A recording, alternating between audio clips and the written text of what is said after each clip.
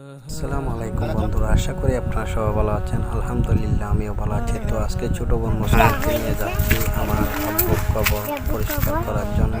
ওখানে লতা পাতা গাছ দেখতেছেন, কবরটা একদম কীরকম হয়ে আছে। তো সেটা পরিষ্কার করবো এখন। তো দেখতেছেন আমি পরিষ্কার করতেছি। ওখানে অনেক লতা আর খ্যার এগুলো মিলে কবরটা একদম হয়ে গেছে। তো এখন আমি পরিষ্কার করব সব কিছু। তো দেখতেছেন কিভাবে পরিষ্কার করতেছে এখানে। তো ছোট বোন মুস্কান আমাকে ভিডিও করতেছে।